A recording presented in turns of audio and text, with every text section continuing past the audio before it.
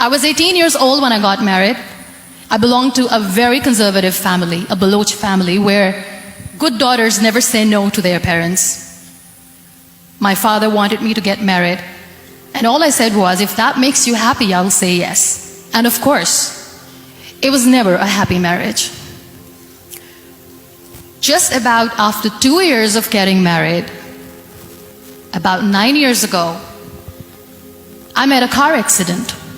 Somehow my husband fell asleep and the car fell in the ditch. He managed to jump out, saved himself. I'm happy for him. But I stayed inside the car and I sustained a lot of injuries. The list is a bit long. Don't get scared. I'm perfectly fine now. Radius ulna of my right arm were fractured. The wrist was fractured. Shoulder bone and collarbone were fractured. My whole rib cage got fractured. And because of the rib cage injury, lungs and liver were badly injured. I couldn't breathe. I lost urinary bowel control. That's why I have to wear the bag wherever I go. But that injury that changed me and my life completely as a person and my perception towards living my life was the spine injury. Many people came to rescue. They gave me CPR. They dragged me out of the car. And while they were dragging me out, I got the complete transection of my spinal cord. Those 2.5 months in the hospital were dreadful. I will not make up stories just to inspire you. I was at the verge of despair. One day, doctor came to me and he said, well, I heard that you wanted to be an artist, but you ended up being a housewife. I have a bad news for you. You won't be able to paint again because your wrist and your arm are so deformed, you won't be able to hold a pen again. And I stayed quiet. Next day, doctor came to me and said, your spine injury is so bad, you won't be able to walk again.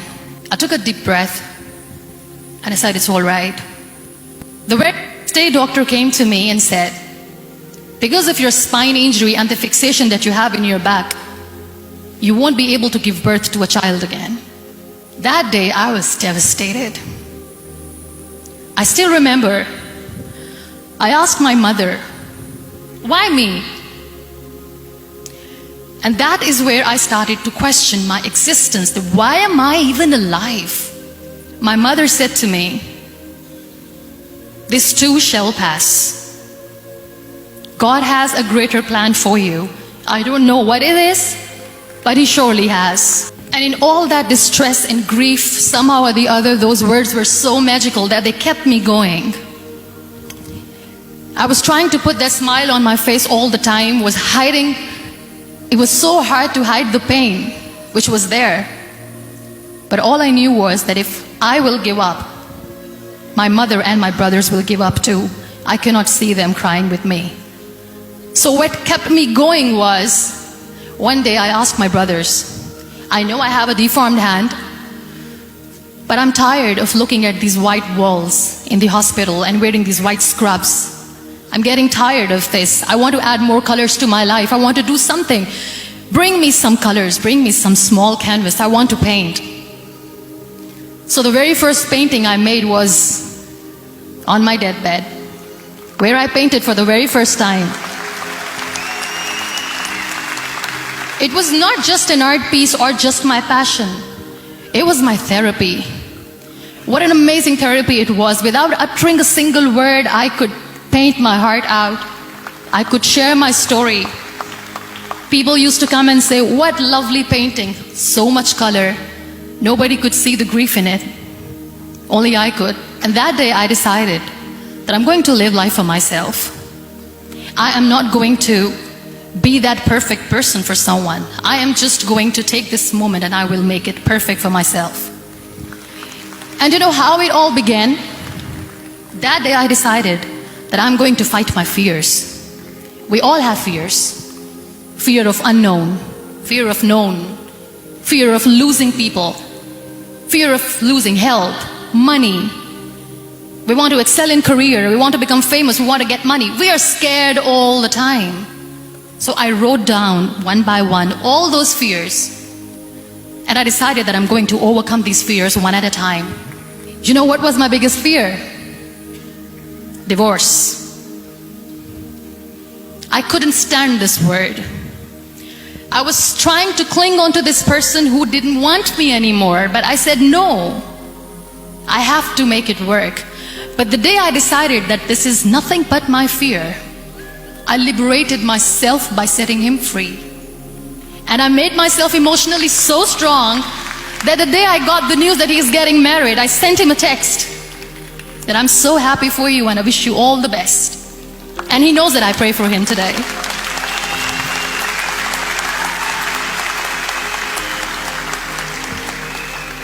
My biggest fear, number 2, was I won't be able to be a mother again. And that was quite devastating for me. But then I realized there are so many children in the world, all they want is acceptance. So there is no point of crying, just go and adopt one. And that's what I did.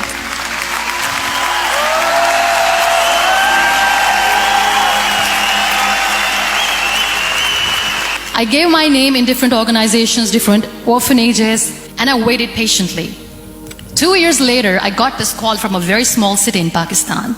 I got a call and they said, "Are you Muniba Mazari? There is a baby boy and would you like to adopt?"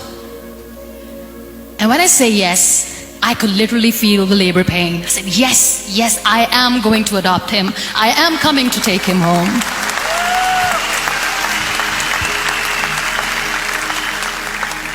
And that day, I was 2 days old, and today he's 6. You know, when you end up being on the wheelchair, what's the most painful thing? That's another fear that people on the wheelchair or the people who are differently abled have in their hearts, but they never share. I'll share that with you.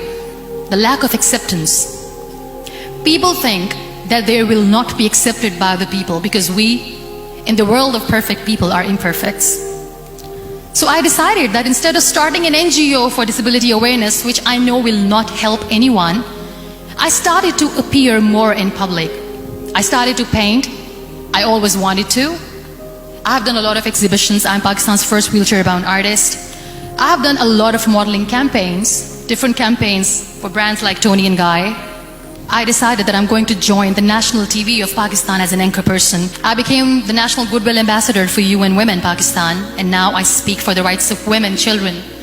We talk about inclusion, diversity, gender equality, which is a must.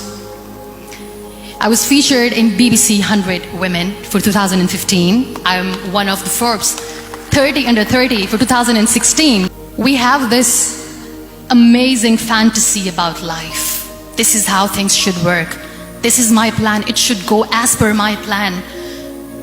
If that doesn't happen, we give up. So my dear friends, let me tell you one thing. I never wanted to be on the wheelchair. Never thought of being on the wheelchair.